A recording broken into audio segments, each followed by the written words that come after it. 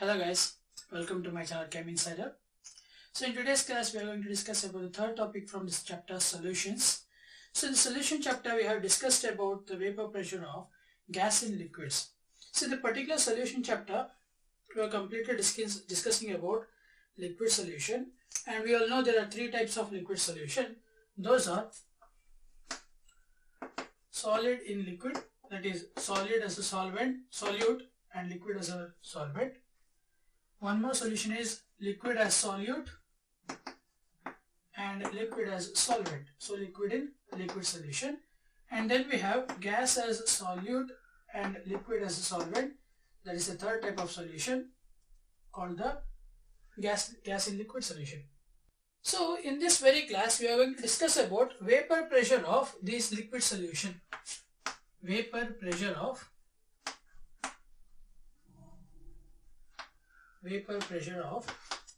liquid solutions.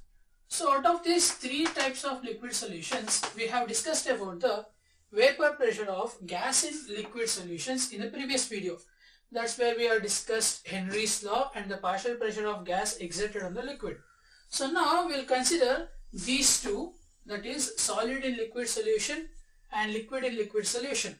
Out of that, first we'll be discussing about liquid in liquid type of solution. So what is the vapor pressure and what is this, especially what is the definition of vapor pressure and what do you mean by vapor pressure?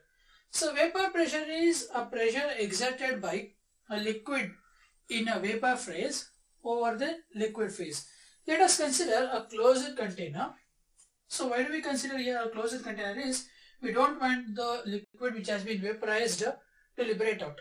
So if you consider a volatile liquid, let us say something which gets evaporated in a particular temperature. So if you consider a volatile liquid taken in a container, so let us say this is a volatile liquid which has been half filled.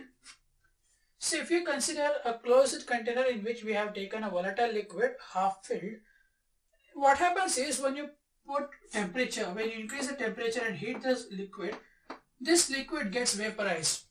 Since it is volatile, it gets vaporized, and the vapors of that liquid will be collected inside the container itself.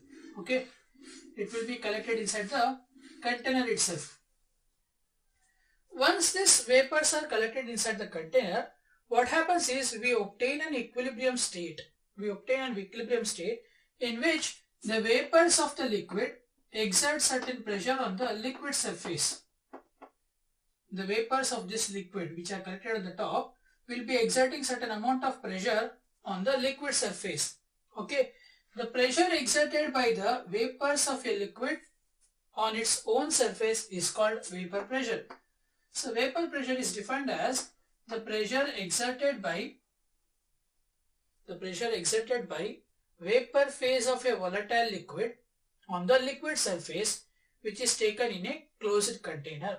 Okay, so this is what we call vapor pressure. So now, in order to understand the vapor pressure factor in liquid solution, vapor pressure of liquid solution, let us consider a binary liquid solution. Let us consider a binary liquid solution in which we are taking two volatile liquids. So let us consider a liquid solution in which we are taking two volatile liquids, a solvent volatile liquid and a solute volatile liquid. Let the liquids be 1 and 2. Let the liquids be A and B. Okay.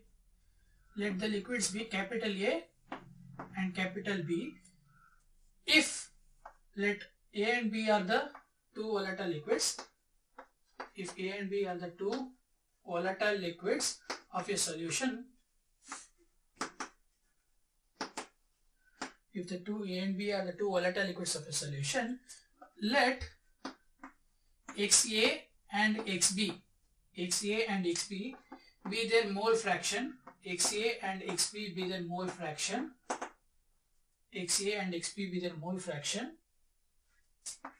And PA and PB be their partial pressure.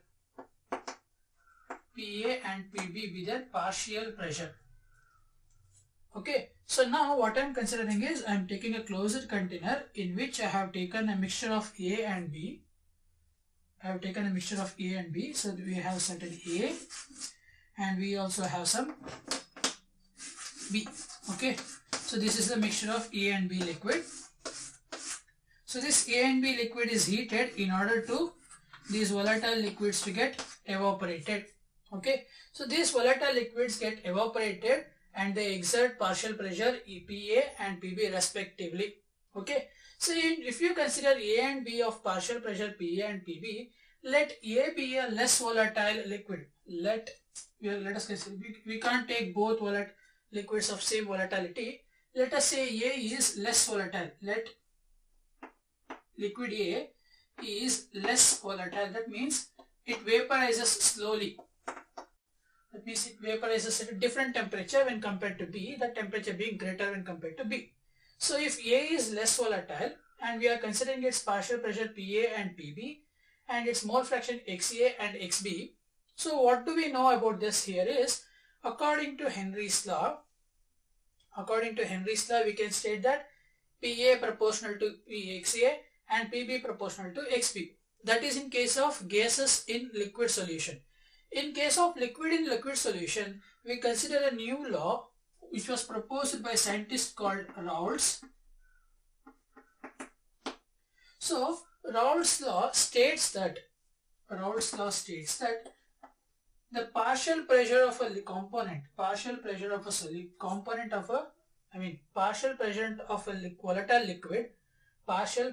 volatile liquid in a solution is directly proportional to mole fraction of its component in the solution. Partial pressure of a liquid in a volatile liquid in a solution is directly proportional to mole fraction of the liquid in that given solution.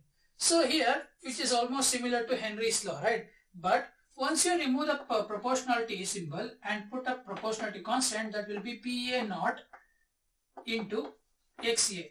So here, PA naught is called partial pressure of pure A. Partial pressure of pure liquid A. So partial pressure of pure liquid A. So what is this partial pressure of pure liquid? So in this container we have taken two mixed solution of A and B, two mixed liquids A and B. If you consider the same container with only A, if you consider same container with liquid A, only liquid A, so the pressure exerted by the vapors of A on the liquid surface of A will be different. That is nothing but the partial pressure of pure liquid. Since it is a mixture of two liquids, what happens here is the partial pressure will be varying. Okay, it may be less, it may be more. So therefore, the partial pressure of liquid in a solution will be equal to the partial pressure of pure liquid A into mole fraction of the given liquid in that solution. Similarly, if we consider this as equation 1, similarly for this is for A, and similarly for B, we can say that PB is equal to XB into PB naught. Okay, XB into PB naught. Let us consider this as equation 2. Okay, so now we have derived partial pressure of a liquid in a solution with respect to its mole fraction and partial pressure in the pure liquid. So now if we observe these two equations, and we also know that the total pressure exerted by, so if you consider this is the liquid phase, the total pressure exerted by both vapors of A and B will be said as P total. The total pressure, vapor pressure exerted by liquid A and B's vapors on liquid A and B will be given as P total, which will be equal to partial pressure of A and partial pressure of B. Right? It will be equal to partial pressure of A and partial pressure of B. So, if you substitute those values of PA and PB in that equation, we get P total. P total is equal to PA naught XA plus PB naught XB. Okay, let us keep this as equation 3, where we are considering this as equation 2. Okay, now P total is equal to PA naught of XA plus PB naught of XB. If we have understood the mole fraction concept which we have discussed earlier, so mole fraction, if you consider mole fraction X, if you consider mole fraction of A and B in a solution, then XA plus XB will always be equal to 1. So mole fraction of any component, sum of the, having two components in it, then the mole fraction of each, sum of the mole fraction of each component will be equal to 1. That is, if you consider the solution's overall mole fraction, what happens is that mole fraction will be the sum of the components' mole fractions present in it. If I say it has two liquids, A and B, it has the mole fraction of XA and XB, then the mole fraction of the solution will be sum of XA and XB, right? So these two solutions, mole fraction will be adding up with these two. That is nothing but will be 1 mole fraction, which is nothing but a mole fraction X is equal to XA plus XB. If you have to determine one mole fraction, that will be overall mole fraction divided by XA plus XB. Similarly, XB is equal to 1 divided by XA plus XB. Similarly, we get XA plus XB is equal to 1 because of the mole fraction sum value. So, if you observe this equation, and what you can clearly say here is XB will be equal to 1 minus, let us take XA is equal to 1 minus XB. Okay, we can take this XA is equal to 1 minus XB.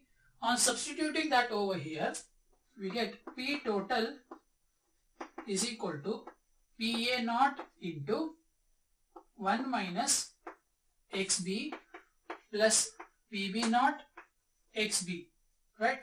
If XA is equal to 1 minus XB, substitute that value over there, we get PA naught into 1 minus XB plus PB naught into XB will be equal to P total.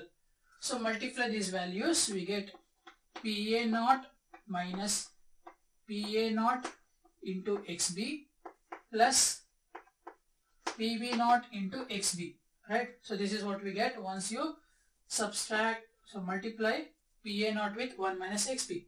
So if you observe these two terms, PA naught of XB and PB naught of XB, we have XB in common. So that equation will now convert it to P total is equal to PA naught minus, or you can take plus, PA naught plus PB naught minus PA naught of XB. PA naught plus PB naught minus PA naught of XB. So that will what we get once you substitute all those values. So if you observe over here, using this equation of partial vapor pressure of liquids, this can be equated as the vapor pressure of two liquids. Okay, so using this equation we can conclude 3 points.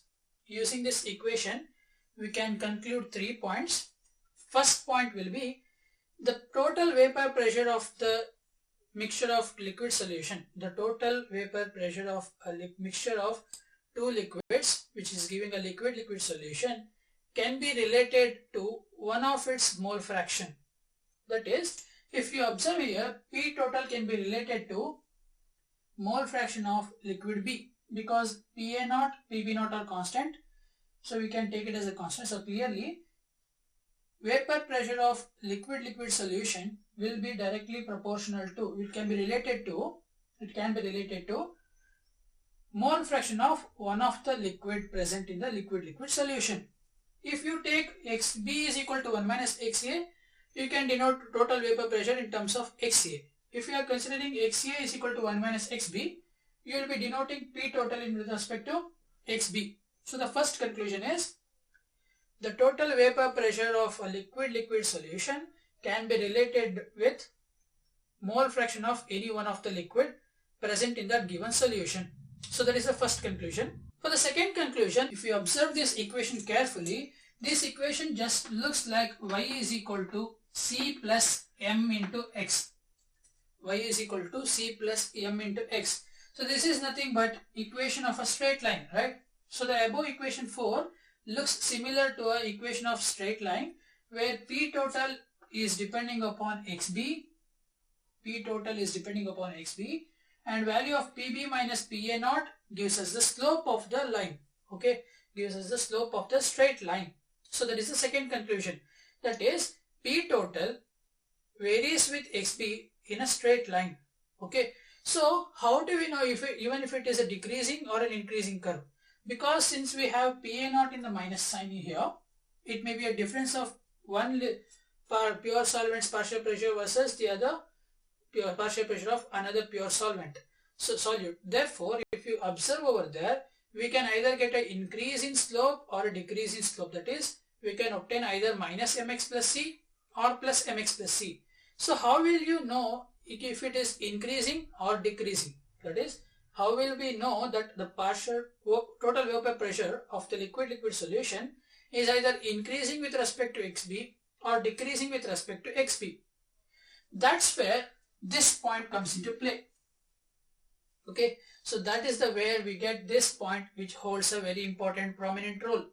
That is, if A is less volatile, what does it mean?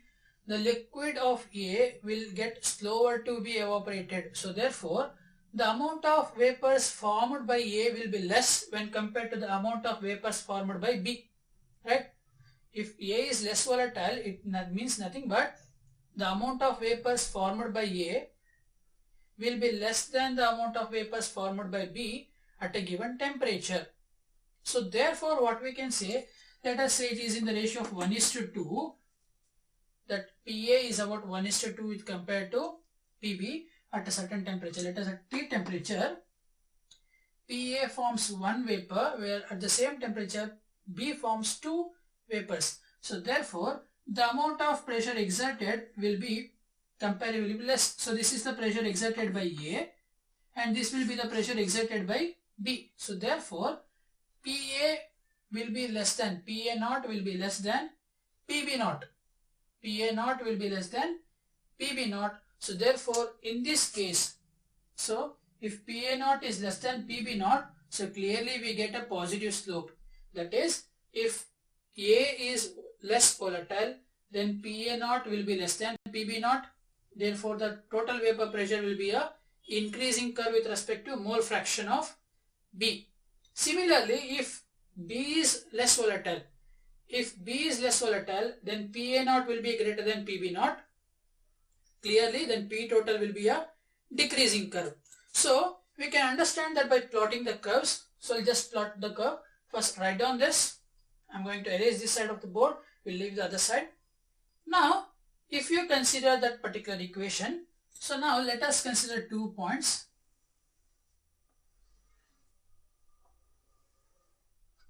2 points of time, where at one end XA, that is mole fraction of A, is 1 and mole fraction of B is 0. Okay, at one end mole fraction of liquid A is 1 and that of B is 0, and on the other end mole fraction of A will be 0 and mole fraction of B is equal to 1. Okay, so this is for A being less volatile.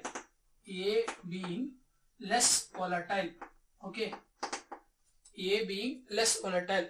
So I'll just write down the equation which we have taken. Equation 1 is P is equal to PA naught of XA. Equation 2 says PB is equal to PB naught of XB. And further, P total is equal to PA plus PB. So these are the 3 equations which we have taken. So now I'll start with first point, that is, if XA is equal to 1, that is the maximum at which we can get. So if XA is equal to 1, PA will be a maximum value. So let us say that is something around here. Okay, so this is for PA. So this is PA at X is equal to 1. So if XA is equal to 1, PA will be its maximum value. And further, with the decrease in mole concentration of mole fraction of XA, we clearly say that PA decreases, right? With decreasing XA, PA decreases. It will be a straight line.